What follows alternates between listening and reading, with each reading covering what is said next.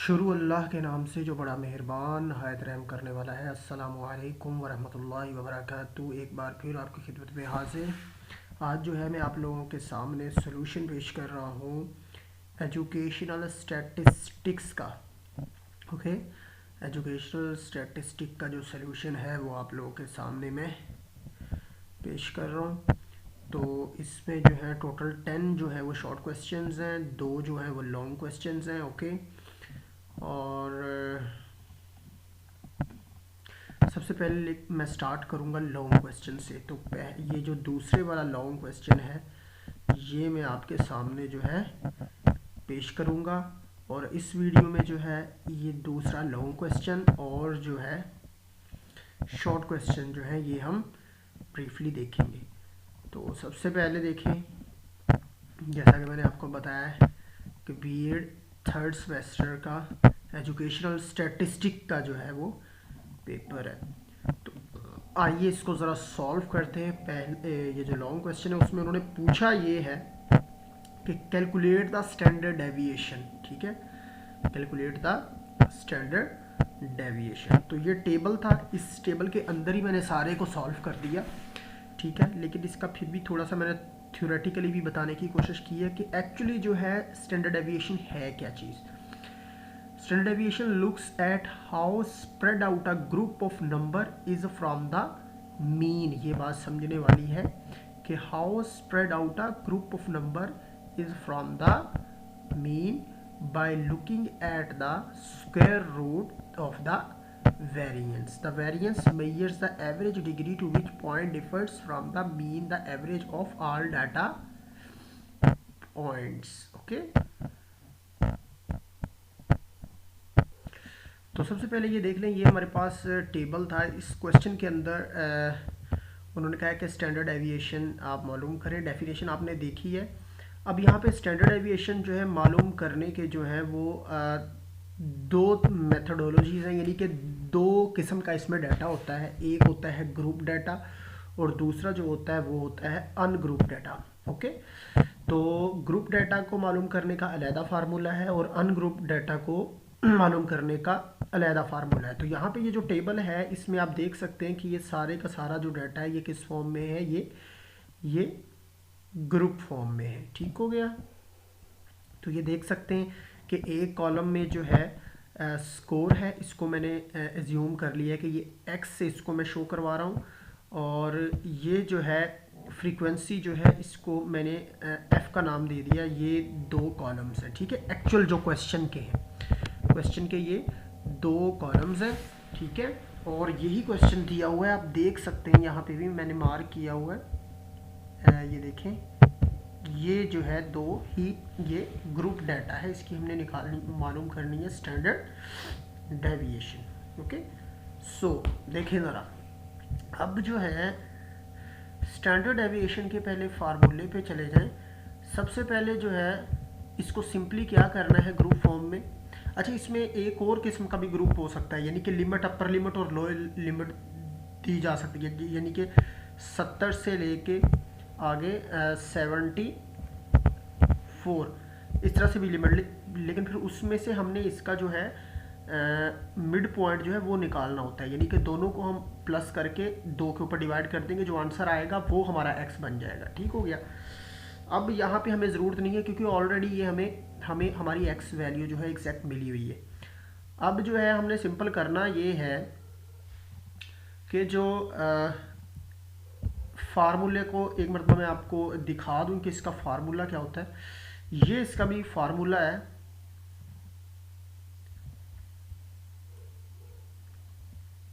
Standard deviation का। ये जनाब अली इसका जो है ये फार्मूला है। इसमें हमें किन किन चीज़ों की ज़रूरत पड़ने वाली है। सबसे पहले देखिए, calculation of the standard deviation of group data, यानी कि ये क्या है, ये सिग्मा है एक्स माइनस एक्स के ऊपर बार। ये एक्स का जो बार है ये शो कर रहा है कि इसका मीन हमने कैलकुलेट करना है। होल का स्क्वायर इज इक्वल टू है 730। फिर उसके बाद जो है sigma F is equal to, इसको हम एन से भी रिप्रेजेंट करते हैं और एफ से भी। ये इनके जो है सारे फार्मूले हैं। एक्चुअल जो है स्टैंडर्ड डेविएशन को मालूम करने का ये एक्चुअल फार्मूला है, लेकिन इसमें जो है हमने मीन को जो है वो लाजमी कैलकुलेट करना है। तो मीन को कैसे कैलकुलेट करना है? वैसे जो मीन का फार्मूला है कैलकुलेट करने का वो ये है कि sigma F X over N, N यहाँ पे सिग्मा एफ को ही रिप्रेजेंट कर रहा है। तो यहाँ पे क्या करेंगे, सिंपल, ये दो हमारे पास कॉलम्स थे, इन दोनों में एफ एक्स, इन दोनों को ज़रब देंगे तो ये हमारे पास वैल्यूज़ आ गई सामने। फिर इन वैल्यूज़ को क्या, इनका हम क्या ले लेंगे, समेशन ले लेंगे, सम करके इनका टोटल यहाँ पे हम इसकी एक्चुअल वैल्यू जो है वो लिख लेंगे। फिर उसके बाद नेक्स्ट हमारे पास आ जाता है x माइनस मीन x और आगे mean x is equal to 60.45।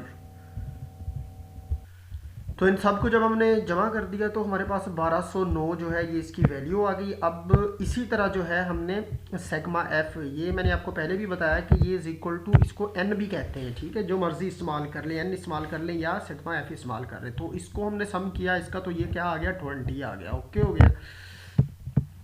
अब ज़रा चले जाएं नेक्स्ट आगे हमारे पास क्या है, ये देखें यहाँ पे मैंने मीन को कैलकुलेट करने का यहाँ पे फार्मूला लगाया है। सिग्मा एफ ऑफ एक्स क्या 1209 था और सिग्मा एफ क्या था 20 था, इनको डिवाइड किया तो हमारे पास जवाब जो मीन निकल के आया वो आया 60.45 जो है ये हमारे पास क्या निकल के आ गया, मीन निकल के आ गया।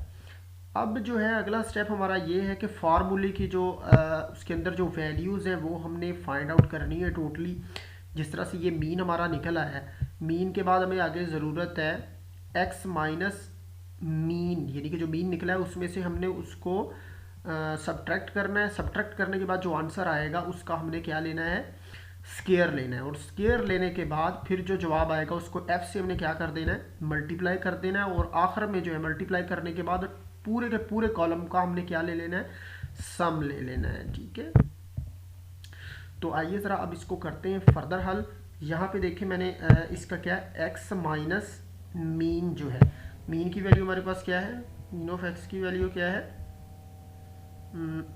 60.40। इन सबको मैंने क्या कर दिया, जो हमारे पास x की वैल्यू थी ये 70 माइनस 60.45, इसमें से मैंने क्या कर दिया, माइनस कर दिया। यहाँ से भी माइनस माइनस माइनस, ये सारा माइनस करता गया मैं, और ये मेरे पास वैल्यूज़ आ गई, ठीक है। इसके बाद मैंने क्या किया, नेक्स्ट जो है ये मेरे ख्याल में ये पूरे रो की जो है ना कॉलम की आप लोगों को समझ आ गई होगी। अब इसके बाद जो हमारे पास 9.55 है, इसका मैंने क्या कर लिया, इसका मैंने ओवरऑल स्क्वायर ले लिया। जब इसका मैंने स्क्वायर लिया तो क्या आया, ये आंसर आ गया। ये देखिए इन सब का मैंने स्क्वायर लिया तो ये सारे आंसर्स इनके आ गए, ठीक है। और आंसर के बाद फिर आगे f से हमने क्या करना था, इसको मल्टीप्लाई भी करना था। ये देखिए मल्टीप्लाई कर दिया 3 को तो जवाब क्या आ गया, 273.6, 118.8, 0.81, 2091, 928.8, 873.20, 602.70, ये इसके क्या आ गए, इनके ये आंसर्स आ गए। ओके हो गया। तो नेक्स्ट जो है लास्ट में जो है इन सब का जो है क्या ले लिया, सम ले लिया। और सम लेने के बाद हमारे पास जो आंसर आया वो क्या आया, ये इसका आंसर आ गया, ठीक हो गया। अब इसको चलते हैं ज़रा फार्मूले के अंदर इसको पुट करते हैं, ठीक है। फार्मूले के अंदर जनाब अली जब इसको हम पुट करेंगे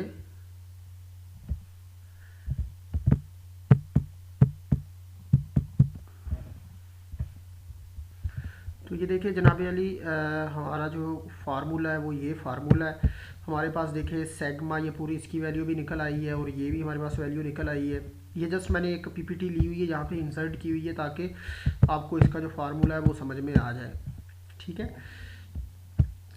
ये सारे जितने भी यहाँ पे वेरिएबल्स इस्तेमाल हुए हैं, ये एस जो है ये स्टैंडर्ड एविएशन को डेजिग्नेट कर रहा है, ये समेशन को कर रहा है सम, ये एक्स जो है ये वैल्यू है कॉलम के अंदर जो क्वेश्चन के अंदर थी, ये मीन को रिप्रेजेंट कर रहा है, ये फ्रीक्वेंसी है।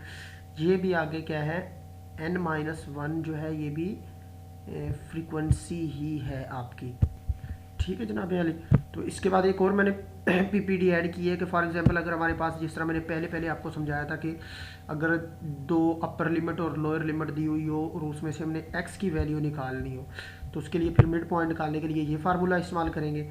फिर उसके बाद ग्रुप डाटा का मीन निकालने के लिए ये फार्मूला इस्तेमाल करेंगे।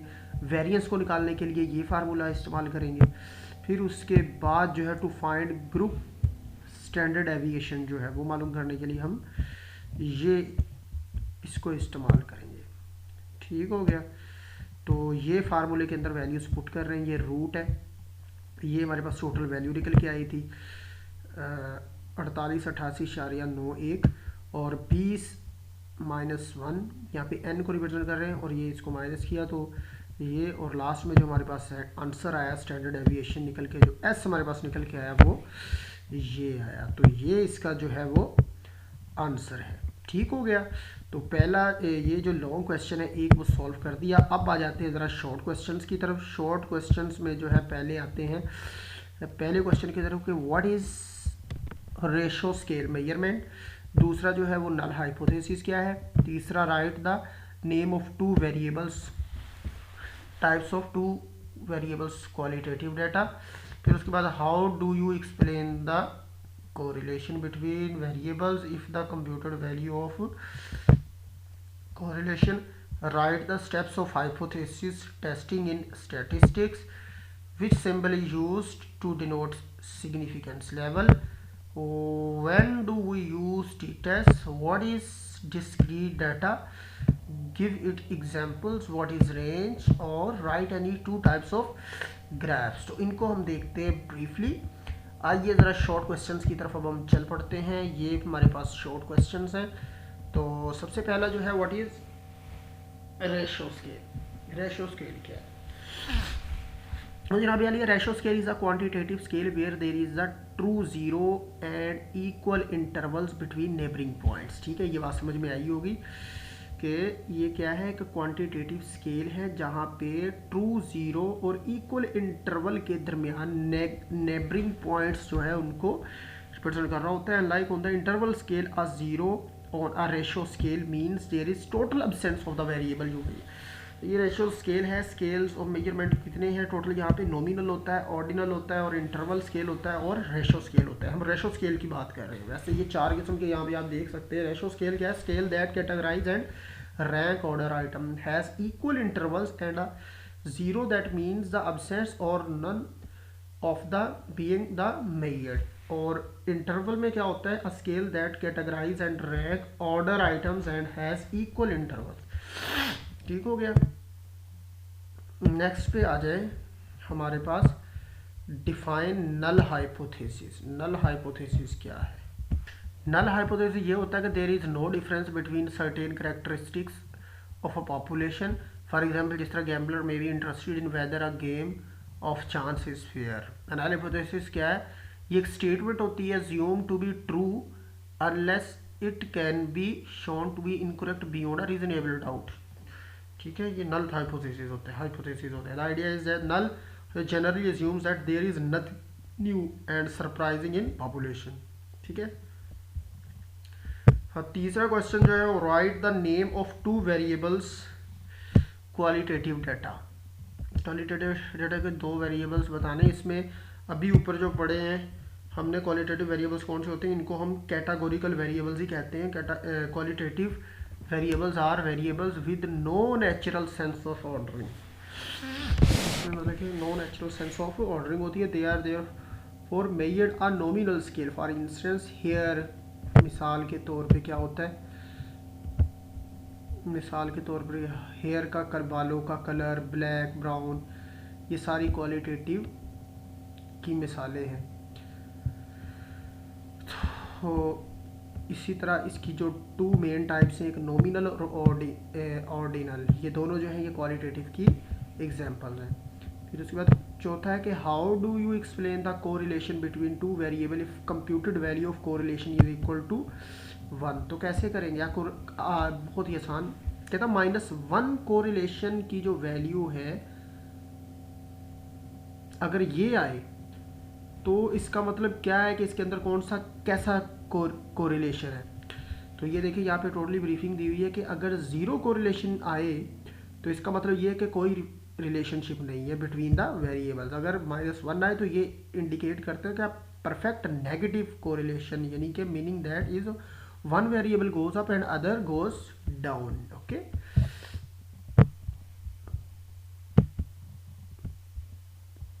फिर उसके बाद नेक्स्ट हमारे पास आ जाता है steps of hypothesis testing in statistics. तो स्टेप्स ऑफ हाइपोथेसिस टेस्टिंग में क्या होता है, टोटल इसके 8 स्टेप्स हैं। स्टेटमेंट लिखनी होती है नल हाइपोथेसिस की, स्टेट द अल्टरनेटिव हाइपोथेसिस, दूसरे number choose the level of significance जिसको अल्फा से डेजिग्नेट किया जाता है, थर्ड नंबर पे चूज द सैंपल साइज जिसे एन से डेजिग्नेट किया जाता है, फोर्थ नंबर पे determine the appropriate test statistic to use.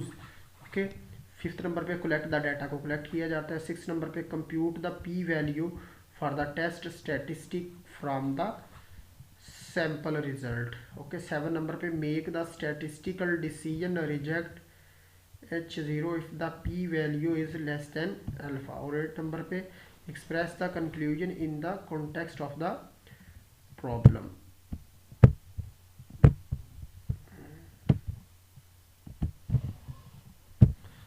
ये है कि which symbol is use to denote significance level, इसी कहते हैं सिग्निफिकेंस। तो यहाँ पे देखें अल्फा था, तो डेफिनेटली अल्फा जो है ये डेजिग्नेट करता है the probability of rejecting the null hypothesis, probability of rejecting the null hypothesis when it is true.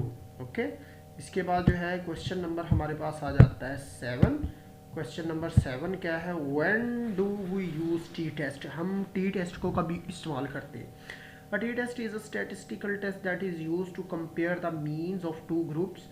It is often used in hypothesis testing to determine whether a process or treatment actually has an effect on the population of interest or whether two groups are different from one to another. T-test को कब use किस चीज़ के लिए use करते हैं, compare the means of two group, दो groups के दरमियान मीन्स को जो है कंपेयर करने के लिए टी-टेस्ट किया जाता है। और हमेशा ये इस्तेमाल किया जाता है हाइपोथेसिस की टेस्टिंग के लिए। Determine a process treatment actually, इसको आप पढ़ेंगे तो आपको समझ में आ जाएगा। इसको मालूम करने का फार्मूला क्या है, ये T is equal to M minus theoretical value, ऐसी ये सारी इसकी डिटेल लिखी हुई आप देख सकते हैं। इसके बाद आ जाते हैं कि what is discrete data and give example. तो यहाँ पे डिस्क्रीट और कंटिन्यूस दोनों डाटा को मैंने एक्सप्लेन कर दिया है, बिल्कुल आसान है। सर्टेन वैल्यूज़ जिसकी होती हैं वो डिस्क्रीट होता है, और जिसकी जो है कम्स फ्रॉम मेजरिंग, किसी चीज़ को मेजर करने से जो हम वैल्यूज़ हासिल करते हैं, एनी वैल्यू हो सकती है वो कोई भी, तो वो हमारी कौन सी होती है, वो कंटिन्यूस होती है। शूज़ का साइज़ जो है वो है discrete. The number of children in a class, class में कितने स्टूडेंट्स हैं, ये भी डिस्क्रीट वैल्यू है। The number of sweets in a packet, packet के अंदर कितनी मिठाई है वो भी। अब जो कंटिन्यूस है मतलब कि बनाना का वज़न कितना है, वेट कितना है, time takes for peoples to get school, ये सारे जो है इसके। इसके बाद हमारे पास आ जाता है व्हाट इज रेंज। रेंज क्या है, in a statistical the range is the spread of your data from the lowest to the highest value in the distribution. It is commonly used measure of variability. The range is calculated by subtracting, यानी कि highest value में से lowest value को minus करने से जो हमारे पास चीज़ आगे आती है वो हमारी क्या होती है, रेंज होती है। इसके बाद व्हाट इज रेंज तो हो गया था। यहाँ पे एक्चुअली क्वेश्चन था टाइप्स ऑफ